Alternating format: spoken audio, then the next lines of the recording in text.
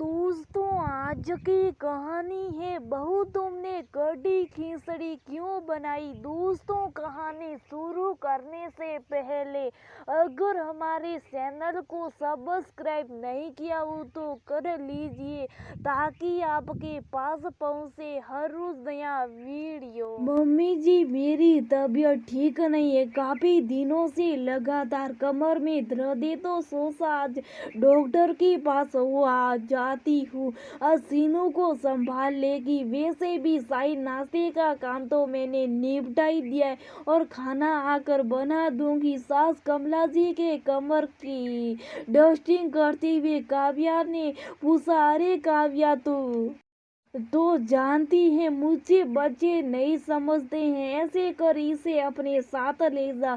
कमला जी ने अपने पलंग के चादर पर पड़ी हुई सलवेटे ठीक करते हुए कहा, मम्मी जी कोई और जगह होती तो ले ही जाती और हॉस्पिटल, और वह भी इस समय में कोई रिस्क लेना नहीं चाहती। खैर रहने दीजिए, मैं उनको बोलकर कोई दवाई मंगवा लूंगी। काव्या ने अपनी बात खत्म करते हुए कहा और हॉल की डस्टिंग करने के लिए बाहर आ गई। इतने में कमला जी का फोन बजे उठा और वो अपनी बेटी से फोन पर बात करने लगी। हेलो, हाँ बेटी, सुबह फोन किया था मैंने, तूने उठाया नहीं, कहीं गई थी क्या। हाँ मम्मी, नियन जी हैं ना, उनकी दोस्त की बेटी का बर्थडे पार्टी में जाना था तो पार्लर गई थी। सोचा ज्यादा कुछ ना सही आईब्रो फेशियल तो करवा ही लूं। फोन स्पीकर होने की वजह से सब कुछ सुनाई दे रहा था। हाँ वह तो ये पर ध्यान से गई थी ना, वो तेरी जो सहेली है पार्लर वाली उसके पास गई होगी ना। फिर ठीक है, और बच्चे तो वैसे भी दादी के घर छोड़ दिए होंगे है ना। मम्मी कल सैटरडे है था ना, तो बच्चे रात को वही रुके थे। अब शाम को वापस आएंगे और फिर हम तैयार होकर पार्टी में चले जाएंगे। निशा और कमला जी की बातें अभी बदसूतर जारी थी, लेकिन काव्या ये सब कुछ सुनकर कुछ अलग ही ख्यालों में चली गई थी। दरअसल काव्या जब से शादी करके ससुराल आई है उसे यही सुनने को मिला है कि तुम तो नसीब वाली हो जो संयुक्त परिवार मिला है तुम्हें, वरना तुम्हारी ननद तो अकेले रह रही है। बस पति और बच्चे हैं, बेचारी बहुत परेशान हो जाती हैं, अकेले अकेले सारे घर का काम करती हैं।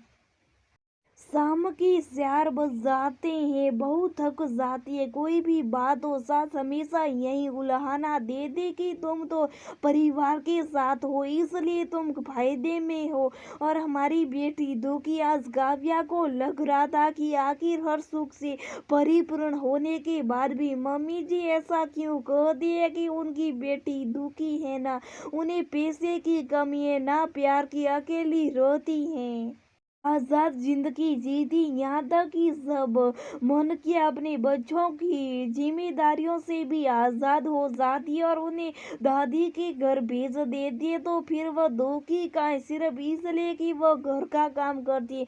क्या घर का काम करना दुख की बात है? अपने पति के लिए, अपने बच्चों के लिए अगर वह कुछ कर रही है तो उस काम में तो उन्हें खुशी मिलनी चाहिए ना, और काम बढ़ाने की आदत उनकी खुद की है और इसी वजह से उन्हें शाम की 4 बज जाते हैं। अगर साफ किए हुए सावलों को आप हर ये 15 दिन में दोबारा साफ करके रखोगे तो इसमें टाइम तो आपका ही खराब होगा ना। छोटे से परिवार में भर कर सब्जियां लाओगी तो उन्हें ढंग से रखने और खत्म करने की जिम्मेदारी भी आपकी होगी ना। कौन कहता है दीदी से कि वो तरह तरह के अचार बनाए और जब खत्म ना हो तो फेंक दी। मेहनत के साथ साथ पैसा भी बर्बाद करे, लेकिन फिर भी उन्हें कोई कहने वाला नहीं है क्योंकि वो अकेली रहती है। यही अलग में रात के बसे भी 2 फुलके भी कैसरोल में रखकर भूल जाऊं और वो खराब हो जाए तो मम्मी जी न जाने कितने ताने मार देती। सुबह 9 बजे तक मैं यहाँ शाही नाश्ता बनाकर किचन साफ कर देती हूँ और वह दीदी सो रही होती, फिर मम्मी जी कहती हैं कि बेचारी 4 बजे तक काम करती है, जब उठेगी लेट तो सारे काम भी लेट होंगे ना। लेकिन ना, वहाँ पर उन्हें कोई बोलने वाला है ना, या कोई मम्मी जी का बोल सकता है। काव्या अपने विचारों के भंवर में गोते लगा रही थी कि अचानक डोरबेल बजी। अरे आप इस समय, अभी तो आप ऑफिस के लिए निकले थे, कुछ भूल गए क्या? दरवाजा खोलती सौरभ को देखकर काव्या ने प्रश्नों की झड़ी लगा दी। अंदर चलो बताता, इतना कहकर सौरभ अंदर आ गया। काव्या मेरी बात ध्यान से सुनो, एक जोड़ी तुम्हारे और मेरे सफेद कपड़े बैग में डालकर मेरे साथ चलो, तुम्हारे बड़े ताऊजी इस दुनिया में नहीं रहे। काव्या के कंधे पर अपना हाथ रखते हुए सौरभ ने कहा। ये दुखद समाचार सुनकर काव्या की आंखें भीगी, उसकी आंखों से झरझर आंसू बहने लगे। काव्या संभालो खुद को, हिम्मत से काम लो। अरे सौरभ सुन मेरी बात, जो हो गया सो हो गया, पर तुम वहां जाओगे तो पूरा दिन लग जाएगा। इतना समय में सीनू को नहीं संभाल सकती, इसलिए उसे भी ले जाओ काम। लाजी ने ऐसे समय में भी अपने हाथ खड़े कर दिए। मम्मी कैसे बात कर रही हो, सीनू को कैसे ले जा सकते हैं ऐसे माहौल में, ना जाने उसका कैसा रिएक्शन हो। इससे बेहतर यही होगा कि आप उसे संभाल लीजिए। नहीं सौरभ, मैं तो नहीं संभाल पाऊंगी, तुम या तो उसे लेकर जाओ या फिर ऐसा करो, जाते हुए उसे रीता के घर छोड़ देना। वो है ना, काव्या की शैली, उसे बच्चे वैसे भी पसंद है, वो संभालेगी। रहने दो माँ, हम सीनू को साथ ही ले जाएंगे। जब तुम उसे संभाल नहीं सकती तो किसी और से उम्मीद लगाना भी बेकार है। इतना कहकर सौरभ भी कमरे में चला गया और फटाफट काव्या को जरूरी सामान याद करवा कर बैग में डालने को कहा। 2 घंटे का ही सही, लेकिन सफर तो था, इसलिए दोनों ने जल्दी जल्दी सामान पैक किया और निकल पड़े। रात को लगभग 8 बजे काव्या और सौरभ घर वापस आ गए। घर पहुंचने पर काव्या बहुत थक चुकी थी। एक तरफ ताऊजी को खोने का दुख था तो दूसरी तरफ सफर की थकावट। ऐसे में कमर दर्द और सर में दर्द दोनों की वजह से वो मानसिक और शारीरिक दोनों तरीकों से थक चुकी थी। जब कमला जी ने देखा कि काव्या ने केवल कड़ी खिचड़ी बनाई है तो उनका पारा सट गया और गुस्से में बड़बड़ाने लगी। एक दो दोपहर में खाना बना कर नहीं गई और रात को आकर भी बनाया है तो कड़ी खिचड़ी, ये भी कोई खाना होता? मम्मी जी, मेरे सर में और कमर में बहुत दर्द है, थकी हुई हूँ, इसलिए जल्दी में यही बना दिया। वाह, तुम थकी हुई तो क्या हम भी ढंग का खाना ना खाए? वैसे भी तुम तो वहां से खाकर ही आई होगी, इसलिए हमारे लिए ये बेकार से कटी खिचड़ी बनाकर रख दी। जरा सी शर्म नहीं है तुम्हारे अंदर? सास ससुर के लिए ऐसा खाना बनाते, और एक मेरी बेटी है जो अकेली रहती है, सास ससुर साथ नहीं रहते, फिर भी पति के लिए 10 तरीके के पकवान बनाते हैं।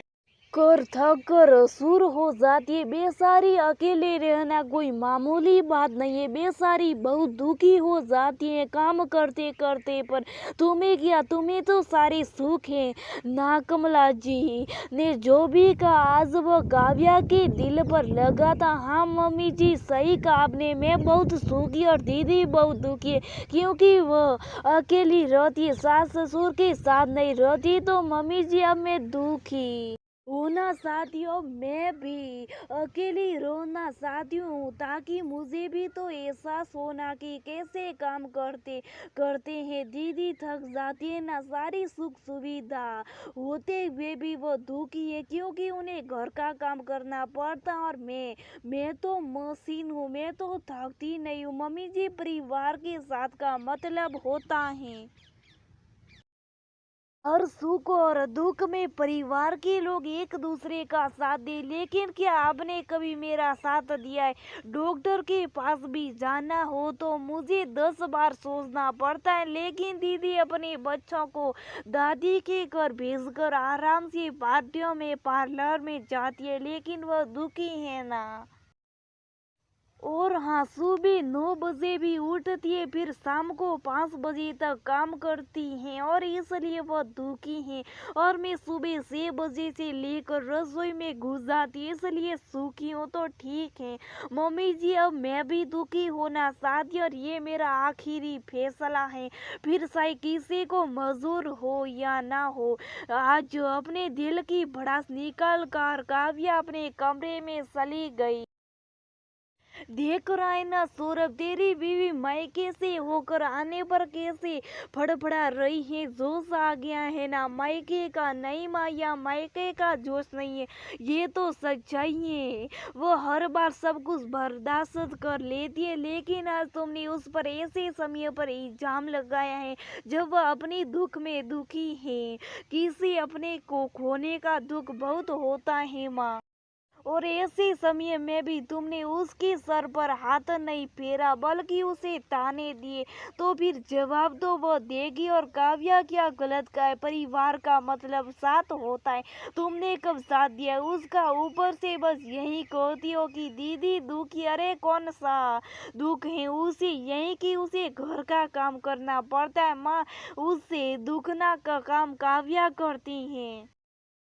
दीदी अपने बच्चों को ट्यूशन भेजती है, काव्या उन्हें खुद पढ़ाती है। दीदी के साथ ससुर उनके साथ नहीं रहते, इसलिए उन पर कोई पाबंदी नहीं है, जबकि यहाँ तुमने घर में कितने नियम बना रखे हैं, और वह भी फालतू के, लेकिन तुम समझने को तैयारी नहीं होती हो।